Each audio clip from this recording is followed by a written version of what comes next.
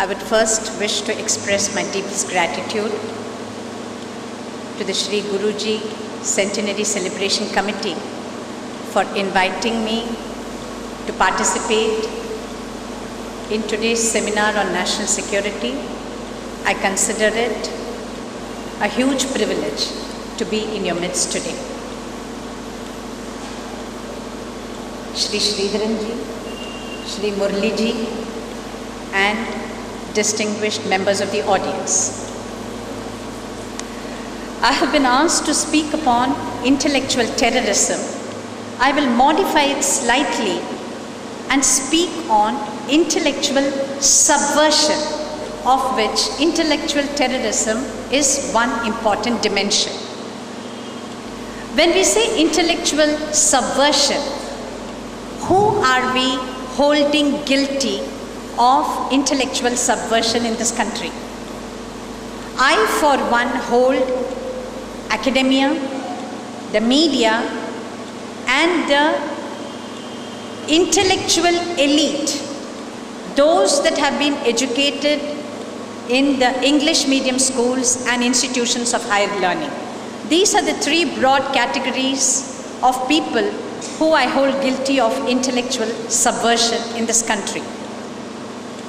What have they been subverting? They have been subverting the very idea of nation that the Hindu community holds. When I say Hindu, let me make a few things clear here.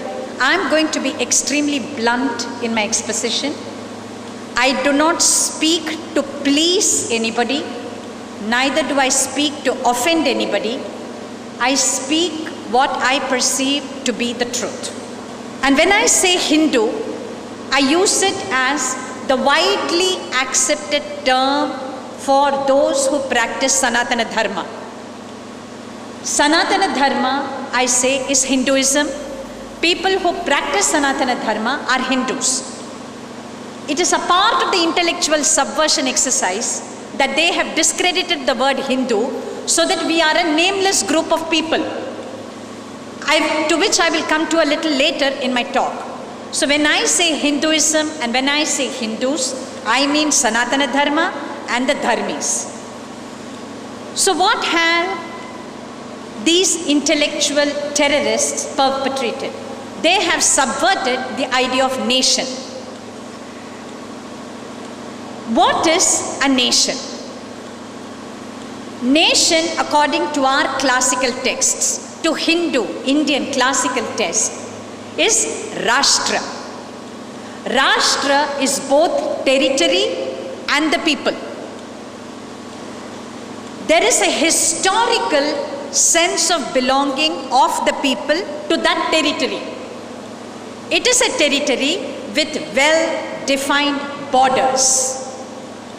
Rashtra has well-defined borders, and Rashtra means the people with a historical and an ancient sense of belonging to that territory.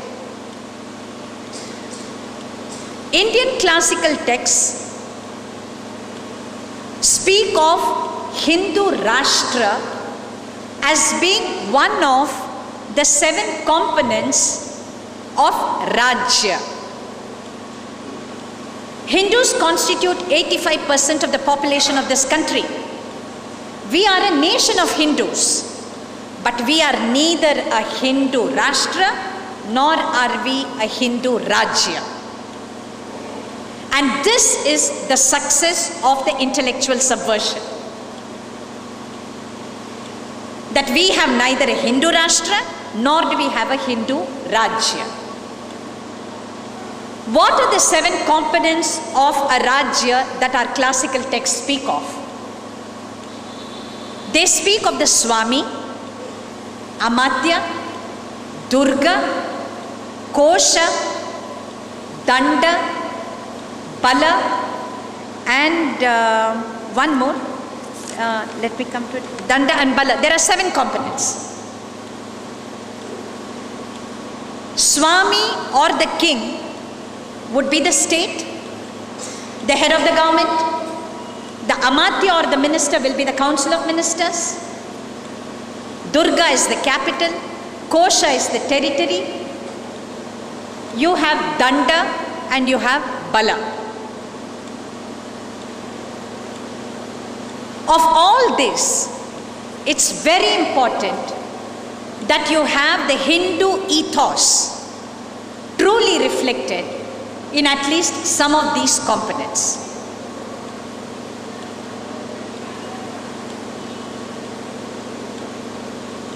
It is the success of intellectual subversion in this country that a person who attempts to be the Swami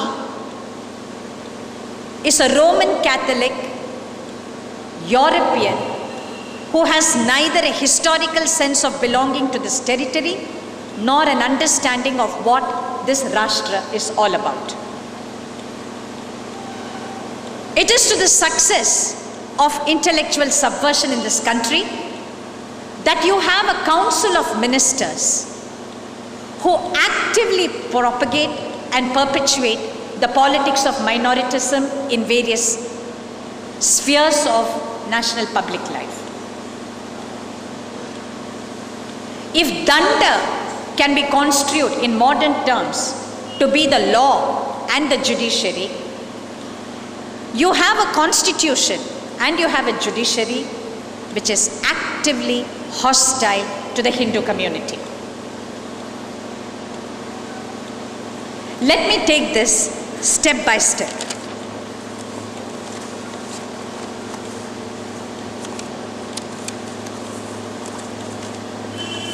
When I say nation, I have an understanding of who belongs and who does not belong. It is to the success of this intellectual subversion that Hindus constantly speak of Vasudhaiva Kutumbakam and think Sonia Gandhi and Mother Teresa are a part of this Kutumbakam inside this country.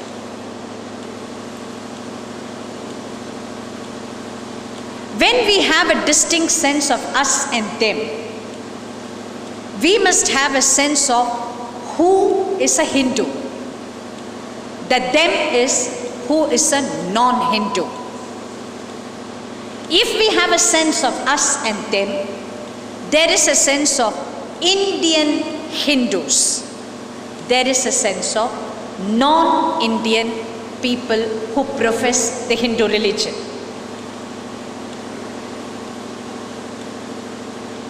Kautilya's Arthashastra did not deny the Vasudhaiva Kutumbakam principle at all. But Kautilya knew who was a national, who was a non-national. Kautilya encouraged the Hindu way of welcoming refugees. But Kautilya also said, keep the refugees out of your national borders. Provide for them. Take care of them. See to it that they are comfortable and feel secure. But do not bring them into national borders until their loyalties have been tested and found to be true. Vasudhaiva Kutumbakam does not mean opening up all your doors and allowing everybody to come inside, particularly when you are in a state of weakness.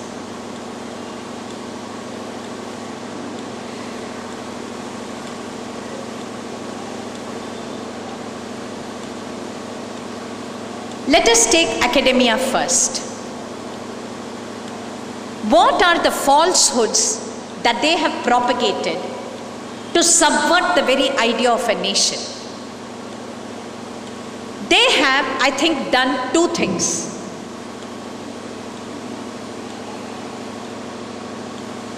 They have fragmented the Hindu consciousness so that a very large section, or shall I say a very significant section of the Hindu community has been placed outside of national borders, and other sections of the Hindu community have been placed outside the Hindu community itself. By propagating the theory of the Aryan invasion, Indian academia, dominated by the Marxists, have successfully placed a significant section of the Hindu community outside national borders. And this is not something peculiar to India. This Aryan invasion theory was a colonial construct. It is a white Christian construct. And they have played this game in North America, where they have had this ridiculous Bering Strait theory, which said that the Native Americans, whom they almost exterminated through genocide and Christian colonialism, were themselves migrants from elsewhere. That is to say, they propagated the Aryan invasion theory here because the intellectuals among the Hindu elite who were in the forefront of resisting colonial invasion, the colonial administrators turned the argument back at them saying, you yourselves have come from outside, we have come a little more recently. To justify the genocide of the Native Americans, the white colonial research which came out of Harvard and Smithsonian placed the Native American population outside of the North American continent, and they said, you people came here several centuries ago, maybe, but you are as much migrants as we are. There is no such thing as a Native American population. You are a migrant, we are a latter-day migrant. Udayan Nambudriji in the previous session said, how could EMS Nambudripad have gone running to the Soviet ambassador when his homeland or motherland or the Matrubhumi was being attacked? You must understand, Islam, Christianity and communism, which was a virulent reaction to Christian capitalism, none of the three ideologies or philosophies subscribe to the concept of homeland, motherland or Matrubhumi. These are aggressive, conquering ideologies. They believe all territories are open for conquest. It is only the Hindus and Jews who are born into their faiths on a territory which they call their own, who have the concept of Matrubhumi, who have a concept of homeland. The other three ideologies or philosophies do not subscribe to home. So by placing a significant section of the Hindu community outside national borders and by declaring that Dalits and tribals are not part of the Hindu community, the academia, Indian Marxist academia, has fragmented the Hindu consciousness. This was success number one. They have propagated the untruth that the Indian civilization has always been pluralist. This concept of pluralism, please understand, is a Western colonial Christian concept. Christianity also spread by the sword. Today, the developed Western nations may have succeeded in branding Islam a terrorist religion and the Western Christian, white Christian nations as the defenders against terrorism, but let's not forget, Christianity also spread by the sword. It was also intolerant. With the advent of democracy, which is also a Christian construct, when political Christianity had to accommodate people of other ways of life, and when Christianity devised other weapons of conquest, like evangelization, they made pluralism a virtue in their nation states. Hindu Dharma has always believed or has always subscribed to diversity. We don't need this Christian colonial concept of pluralism inside India. We have always been diverse. Pluralism, please understand, is multiculturalism, which is the new term for pluralism in Western democracies. This pluralism or multiculturalism is accommodating the indigestible elements of your society who refuse to become a part of the mainstream. Those elements which do not consider this territory to be their Matrubhumi. Those elements which do not subscribe to Sanatana Dharma or Hinduism.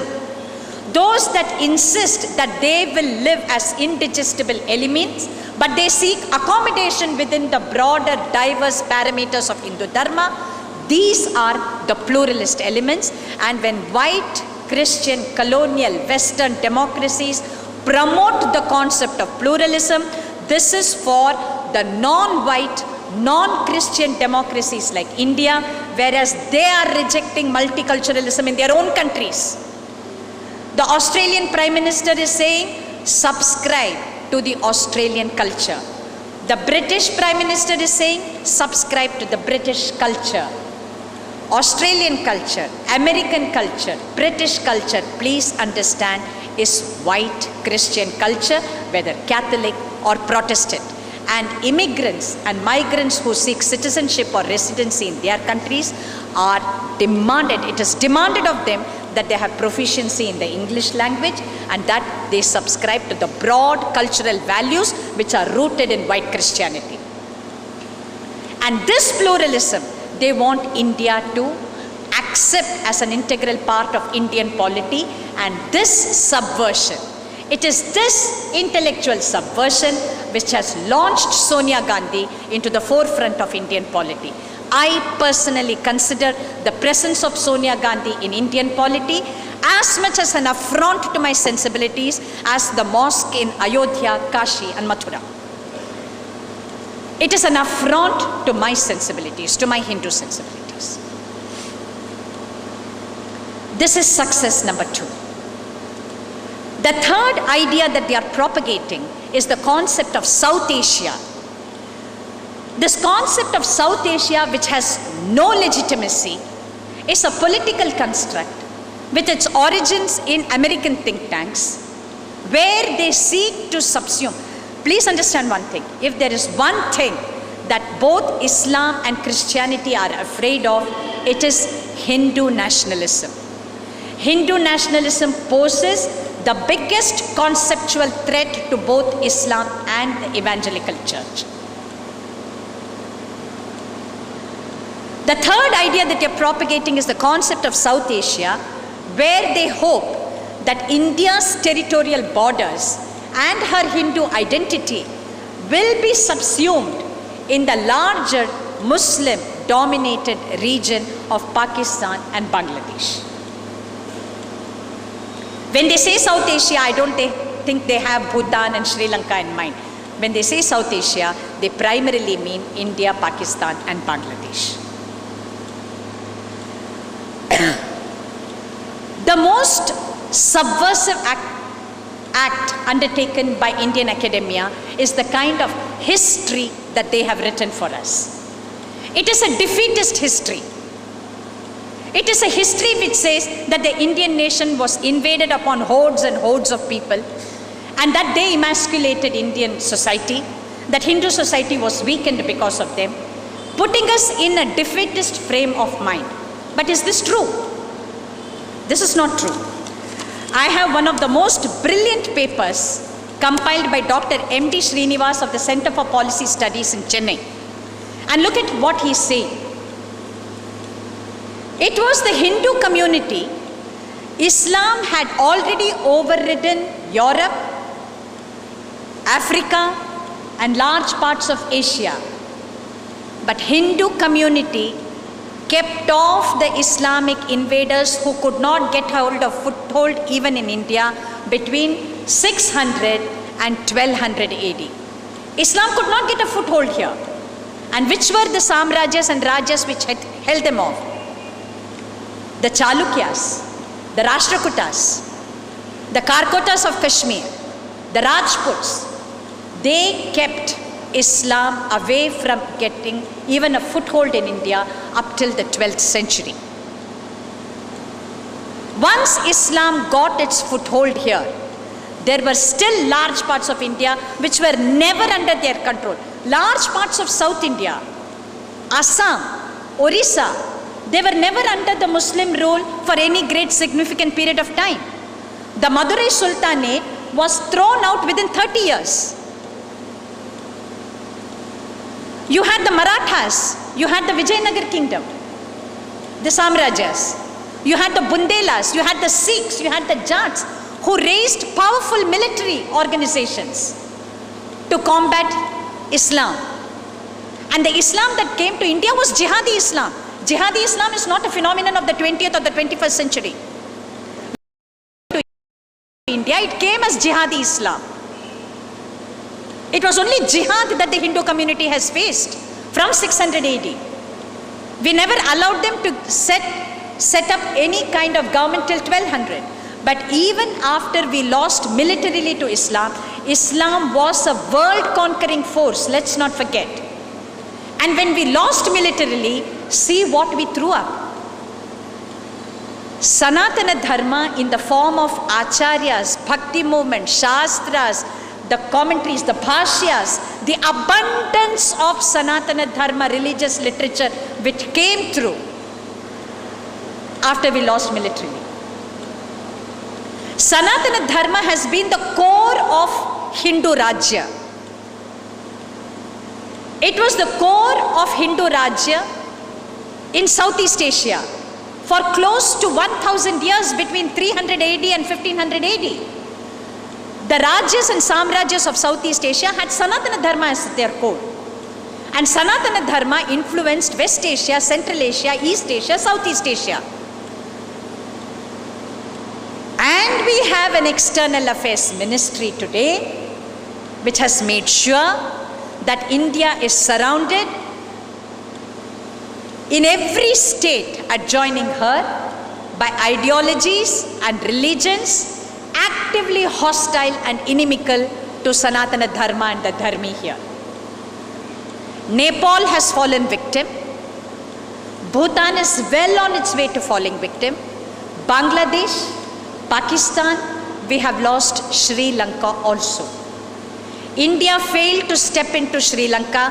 Musharraf has stepped into Sri Lanka. India failed to step into Nepal. China, America and the Maoists have overrun Nepal.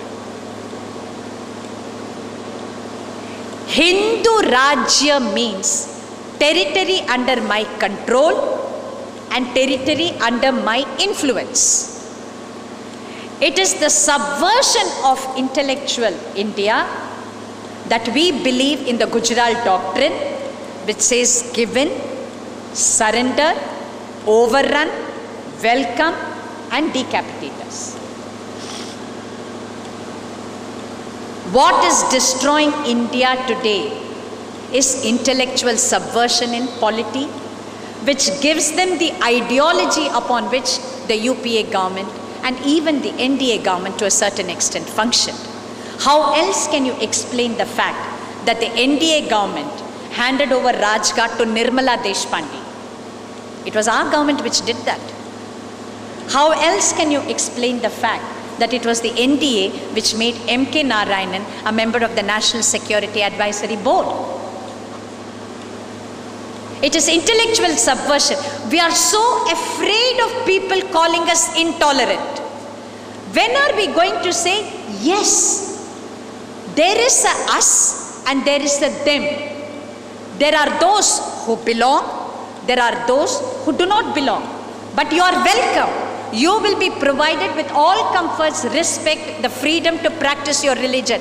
But you cannot be a part of the Hindu Rashtra. You cannot participate in power.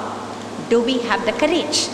We had the courage, and that is why we remained a Hindu Rashtra and a Hindu Rajya. The day we opened all doors indiscriminately, and the day we used Vasudhaiva Kutumbakam as our defining characteristic without the strength but from weakness, we have allowed intellectual subversion to weaken us to such an extent that 50 years after independence, the power returned to Hindus. But what kind of Hindus? Hindus who were ashamed to be Hindus, regressive Hindus, deracinated Hindus, Hindus who had no faith in their own civilization. It is Hindus who speak badly of the caste system. It is Hindus who speak badly about our Hindu acharyas and gurus. It is Hindus like C.P. Ramaswamy Iyer who advocated government control of temples. Intellectual subversion. Media. The media has played no less a destructive role. Please understand, the money for media. How many times has the Sangha Parivar bemoaned the fact that we are unable to bring out a national newspaper which will give the leading English dailies a run for their money? Because we think we do not have the resources. Then think of the kind of money that is going into the Hindu, the Times of India, NDTV, CNN, IBN. Please understand, this is money that is coming from outside. When these channels function, they do not have national interest in mind. They do not care about national interest. They have to answer to the hands that is pumping money into their channels and papers. Is it any wonder that they are anti-Hindu? A very subtle intellectual subversive activity is taking place, and I'm afraid there is a large section of even intelligent Hindus who have bought into this argument that we need to partner the US and the developed Western nations to fight Islam, not realizing that jihadi Islam was first pacified and used by the Western nations in Afghanistan and in Kashmir. The West has pacified and used Islam to serve Western colonial interests in non-white, non-Christian nations. If we understand this clearly, we will not make the mistake of thinking that we have to partner Western nations in our war against jihad. Also understand that the Western nations are the most bitter critics of Hindu nationalism. You only have to read the annual reports which the US State Department churns out on religious freedom, human rights, and patterns of global terrorism. The language it uses against the RSS, the language it uses against Hindu nationalism. Why did the US refuse visa to Narendra Modi? It was to send a strong signal to NRIs and would-be NRIs in India that if you want accommodation in the US, you have to distance yourself from Hindutva and Hindu nationalism. No meaningful partnership or cooperation is possible with communism, Islam, or Christianity. We must allow them to wage their cosmic wars, and if they are warring with each other, sit back, enjoy the fun. Don't think you are going to participate with one of them. None of the three is going to accept Hindu nationalists, Hindu nationalism, Sanatana Dharma, or the Dharmi as their equal partners. If anything, they will try to use the gullible sections of the intellectual elite to serve their purpose. The last segment which practices intellectual subversion. I particularly hold a very significant section of the IIT pass-outs who have relocated in the United States for this intellectual subversion. When I did some research on anti-Hindu non-government organizations, I found that most of these non-government organizations like AID, ASHA, Akhila Raman, Angana Chatterjee, and the others are all well entrenched in American universities. These are communists who are functioning from American universities, who openly write in support of Naxalism, who have participated in the CPI-ML Congress. Mahashweta Devi, Arundhati Roy, Praful Bidwa, you name them, they have links with Naxals, and they are all well entrenched either in American universities or encouraged by Indian communists from American universities. And a very large section, significant number, are IITians. Raju Rajagopal is an IIT. Ram Puniyani is IIT. Sandeep Pandey is IIT. Balaji Sampath is IIT. There is a significant IIT component, the intellectual elite moving into intellectual subversion.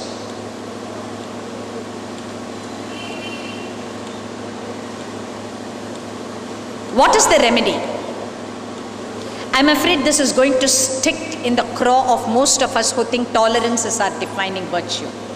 I'm afraid Hindu society forgot the valor of the Hindu Rajas, Samrajas and Hindu society which staved off Islamic rule, which fought the colonialists, which is even today fighting the communists at the level of the society.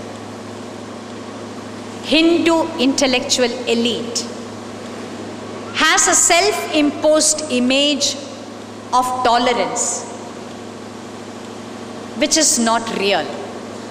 We have forgotten the Kshatriya blood which is intrinsic to both our intellectual activity and to our public life.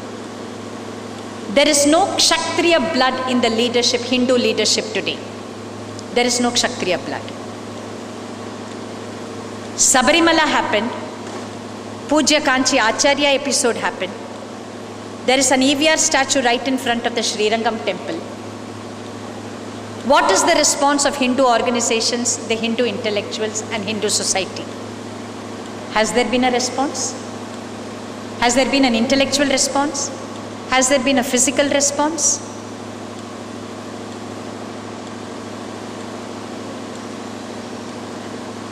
There are very, very highly respected voices from amongst the Hindu community which is actually saying we have no objection to the EVR statue anywhere in Srirangam, just not in front of the temple. We have forgotten the concept of temple town. The whole town is a temple.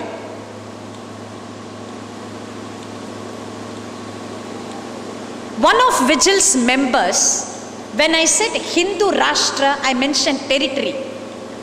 The territory also comprises the character and content of public spaces.